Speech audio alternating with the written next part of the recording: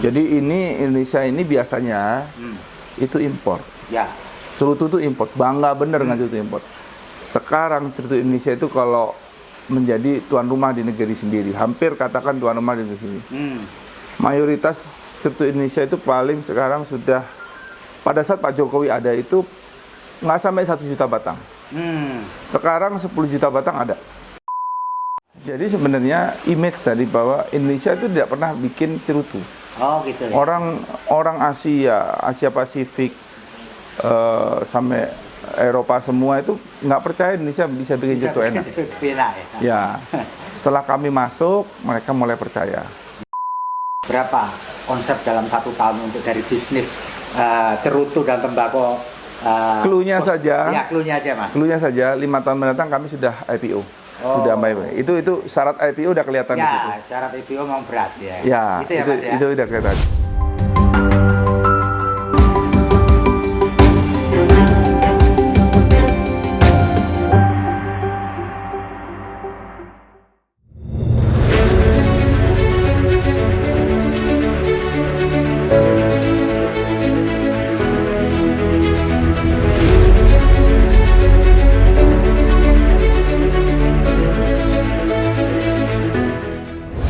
Assalamualaikum warahmatullahi wabarakatuh. Salam damai sejahtera buat kita semua. Shalom, swastiastu, namo buddhaya, dan salam kebajikan. Bertemu lagi dengan saya Feby Mahendra Putra, Direktur Pemberitaan Tribun Network. Kali ini saya berada di Jember, sebuah kabupaten yang berada di wilayah timur Jawa Timur. Dan sungguh berbahagia karena saya dapat bertemu dengan Pak Febrian Ananta Kahar. Namanya mirip dengan saya karena kita sama-sama kelahiran bulan Februari, dan saya kira beliau punya bintang Aquarius atau air, benar Pak ya? Dan beliau adalah komisaris PT Bos Imit Nusantara atau disingkat BINSIGAR, bukan Badan Intelijen Negara tetapi Bos Imit Nusantara. Dan tentu saya ingin ngobrol dengan beliau seputar usaha beliau karena beliau ini adalah seorang entrepreneur ya sejati dan bergerak di bidang rokok atau sigaret dan atau cerutu tepatnya dan tembakau. Pak Febrian bisa cerita Pak? Ya. Bagaimana ceritanya Bapak menekuni bidang pertembakauan dan kemudian cerutu Pak? Dan kira-kira bisa diceritakan nggak? Apa sih hebatnya Jember, Kabupaten Jember ini? Silakan Pak Febrian. Jadi pertama selamat datang di Jember. Ya. Ya. Oke. Jember ini punya tembakau yang hebat, namanya gitu ya? Besukinaus. Besukinaus. Itu dari zaman Belanda dulu. Jadi ada 3 daerah dipilih oleh Belanda, yaitu Jember, Vaselan atau Klaten sana, sama Sumatera. Nah, Jember ini pada saat jaya-jayanya dulu bersama Sumatera dan Indonesia secara total itu hampir menguasai pasar wrapper atau pembungkus luar atau cerutu yang bahan baku yang paling mahal itu wrapper. Itu 25% dunia, dulunya pernah. Mungkin sekarang tinggal 10%. Ya. Nah, dari Jember itu terkenal itu adalah ada beberapa banyak pertanian yang mengusahakan tembakau itu kan. Nah, produsen itu meminta bahan baku yang lebih baik. Artinya lebih tipis tapi tetap elastis dengan karakter rasa. Mereka speknya jelas. Ayah saya habis itu, waktu itu Direktur Utama PT PN 27, itu pergi ke Amerika, sama pergi ke Ekuador. Mereka lihat bagaimana bekerjanya Bapak sama timnya Bapak itu bekerja untuk membuat tembakau yang tipis, tembakau yang sesuai karakter. Pada saat itu tahun 84. Setelah pulang, diaplikasikan di BTP dan berhasil. Karena umur, bapak saya itu langsung pensiun. Pada saat pensiun, bapak saya menekuni apa yang bapak temukan untuk Indonesia. Nah, habis itu setelah ditekuni bersama teman-temannya dan para pensiunan yang lainnya dan anggotanya, mereka membentuk koperasi. Oh, koperasi awalnya. Koperasi Agrobisnis Tarutama Nusantara. Agrobisnis. Nah, Dari situ awalnya mereka membuktikan diri pada customer, calon-calon bayarnya itu dengan pinjam uang. Bayar, kemudian percaya, terus bikin agreement sampai detik ini. Nah, di tengah perjalanan koperasi itu adalah benih Kuba yang kami dapatkan. Tidak mudah karena dari ribuan tanaman mati tinggal 2. Jadi kita ambil benih, bawa benih dari Kuba ke Diberi Jember. benih dari Kuba Ke Jember ya Pak ya? di Jember. Lalu diuji coba. Diuji coba 5 tahun tidak berhasil. 5 tahun itu keberhasilan baru menumbuhkan.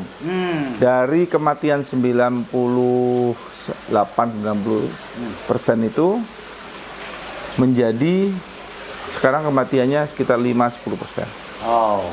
Nah, tapi tidak selesai itu. Setelah benih itu tangguh, rasa menjadi masalah. Ya. Produktivitas tercapai, kualitas yang belum. Nah, 5 tahun berikutnya mengejar bagaimana caranya mempelajari akar itu berkembang untuk membuat satu rasa. Rasa itu untuk cerutu ya, ini bukan sigar, karena kalau cerutu kan murni daripada sorry, ini ada tokek, berarti kita laki nih kalau ini. Jadi cerutu, bahan baku cerutu itu ada beberapa rasa, kriteria lah. Salah satunya rasa. Rasanya itu harus ada coklat, creamy, ada floweris, ada mineral, ada spice, ada macam lain. Itu harus dapat itu sesuai tembakau Kuba. Kemudian elastisitas. Kita lihat elastisitas oke.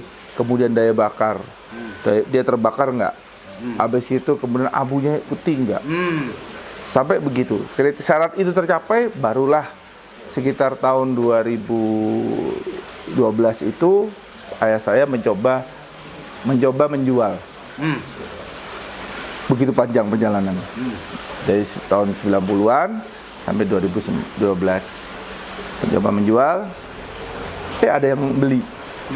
1 batang. Nah, ditanya oleh pacarnya, kamu beli itu apa? Ini lisong atau cerutu. Ini cerutu, ini adalah punyanya bos. Saya pengen kayak bos. Nah, menunjuk ayah saya dengar, panggillah semua karyawan. 2013 kita membentuk namanya PT Bos Image Nusantara. Gara-gara pengen ya, bos Image kan, Nusantara Indonesia. Berkembang terus sampai suatu hari di 2017 saya ketemu Pak Jokowi dengan beliau menanyakan, dan alhamdulillah support pemerintah juga baik. Waktu itu ketemu dengan Pak Jokowi dalam kapasitas sebagai apa Mas Edi? Salah satu, beliau kan datang ke Jember. Beliau datang ke Jember dan alhamdulillah cerutu kami juga kami sudah masuk ke istana. Oke. Ada Green Sigaro di situ. Lalu ketemu Pak Jokowi terus? Udah, beliau menanyakan, apa ini? Kenapa kamu membuat ini? Apa potensi Indonesia? Bagus banget. Dan sampai detik ini saya beberapa kali teman yang membawa cerutu kami ke istana, beliau ingat saya. Itu yang membuat saya itu siapalah dari kota seperti ini. Jadi Pak Jokowi ngasih support full. Jadi sekarang kami kerjasama dengan Kemendak, dengan Kemlu, untuk menjajaki pasar ekspor. Mas Febri, support dari Pak Jokowi itu wujudnya apa? Tidak langsung. Tidak langsung ya? Tidak langsung, tapi perhatian pemerintah terhadap cerutu luar biasa. Jadi Indonesia ini biasanya itu impor. Cerutu itu impor, bangga bener dengan cerutu impor. Sekarang cerutu Indonesia itu kalau menjadi tuan rumah di negeri sendiri, hampir katakan tuan rumah di negeri sendiri. Mayoritas cerutu Indonesia itu paling sekarang sudah, pada saat Pak Jokowi ada itu nggak sampai 1 juta batang. Sekarang 10 juta batang ada. Pasar per tahun. Per tahun ya. Bayangin 1 juta batang kalau 100, anggap aja lah paling biasa lah yang average 100.000. Pasarnya berkembang secepat itu. Saya nggak bisa menyalahkan jika pasar itu nanti kalau 10 tahun mendatang itu 200-an ton. Karena kalau ratusan ton itu berarti sudah menyerupai Kuba. Kuba itu 300 juta batang per tahun. Mas Edi, di antara pejabatnya pemerintah menteri itu yang biasa mengkonsumsi atau mengendorse cerutunya ini siapa aja Mas? Karena ini di podcast, saya tidak berani. Tapi adalah gitu. Dan malah beberapa yang menjadi menyebutkan kan, beberapa sudah gabung memberi brand pada kami. Jadi supportnya seperti itu. Jadi kami sudah biasa menjadi mereka brand mencoba kami menelpon. Itu sudah biasa, kirim. Dan mereka beli. Nggak ada gratifikasi. Beli. Dan itu bayangin, mereka itu beli cukai sendiri loh. Pakai brandnya mereka. Oh gitu ya? Cukai sendiri. Mereka bilang, izin Bapak, saya kirim ya. Enggak. Berapa cukai yang bisa ini? Paling tinggi harganya segini Pak. Iya, saya pakai cukai ini. Jadi ngikutin aturan benar. Nah, tapi memang Bin Sigar itu menerapkan tertib cukai. Karena bagi Bin Sigar adalah cukai itu adalah milik rakyat. Kita harus membayar cukai sebenarnya. Kita bisa loh, teman nakal, kita jual 100.000 tapi pakai cukai yang untuk sigar harga 10.000 bisa. Bisa. Tapi itu resiko untuk perusahaan pasti ya. Biaya cukai kalau nangkep akan dendanya begitu banyak. Kedua, tapi itu kan bukan haknya kita. Nah, akhirnya ya itu, kami berapa kali dapat reward mengenai tertib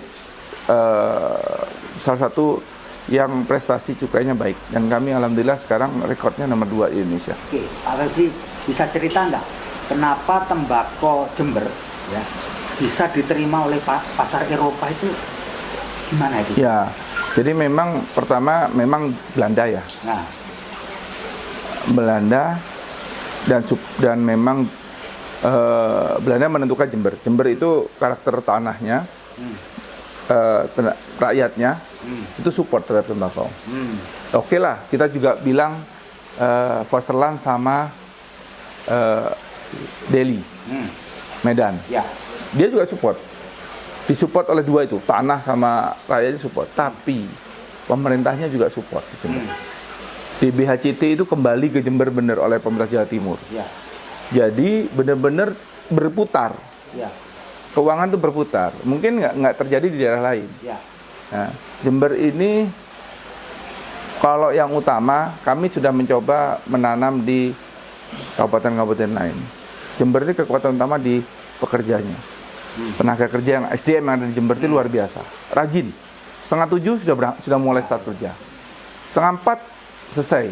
Jam 4 selesai. Diminta lembur berangkat. Nggak jarang kalau kami pada posisi tanaman harus diracun, ada beberapa binatang yang datangnya cuma jam 5 pagi, jam 5 jam 6 pagi, itu langsung merusak tembakaunya. Itu mereka datang ngeracun jam 4:30 setelah sholat subuh, berangkat ngeracun, mau. Di tempat lain agak sulit kami mendapatkan itu. Nah, SDM seperti gitu itu memang dipilih oleh Belanda karena itu juga. Jadi faktor tanah oke, faktor pekerjanya SDM-nya oke. Sehingga kemudian kualitas dari tembakau itu bisa diterima di pasar Eropa ya. Sampai sekarang. Sampai sekarang kami sampai sekarang sudah sekarang masih pensuplai 5 besar cerutu Eropa. Jadi kami masih pada posisi oke.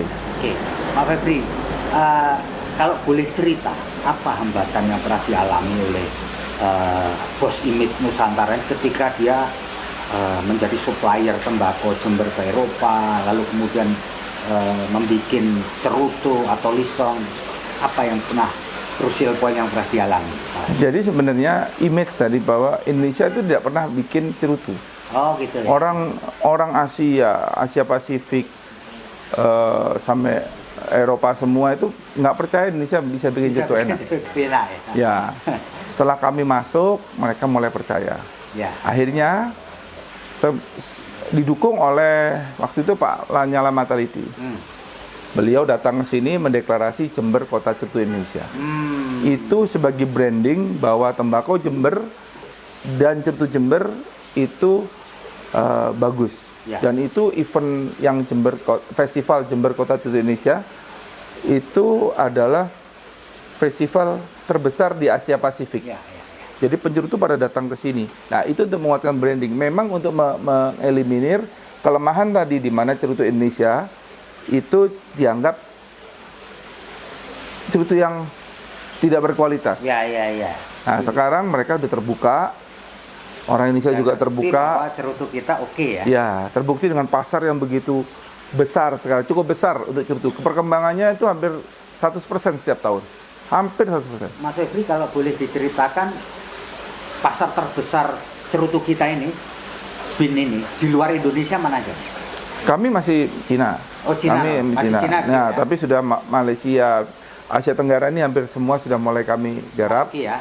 Terus kemudian Australia sudah kami garap. Terus tinggal kami sekarang menjajakan ke Eropa, Chili, ke Afrika, kami lagi menjajah gitu. Kami sudah ada kontak-kontak person dibantu kedutaan-kedutaan asing yang ada di Jakarta. Oh, kedutaan negara asing itu yang ada di Jakarta. Jakarta datang ke sini kemarin, 11 kedutaan datang ke sini. Ke Jember maksudnya. Ke Jember, itu mengetahui cerutu Indonesia bagus, mereka bawa. Pengen lihat gitu ya. Pengen lihat dan mereka bawa sampelnya. Mereka sekarang ada yang beberapa sudah datang ke Jakarta untuk persiapan menuju ke sini. Tapi nomor satu tetap Cina ya? Masih Cina. Masih Cina ya? Masih. Nah, Pak Febri, ini terakhir Pak Febri.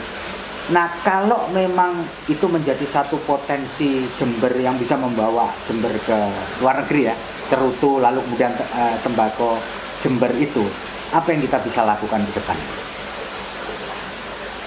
Apa yang kita bisa lakukan ke depan? Apakah meningkatkan jumlahnya atau kemudian marketingnya harus diperbaiki atau gimana ini supaya cerutu ini tadi kan beberapa negara sudah ya. Kami internally itu pasti. Ya.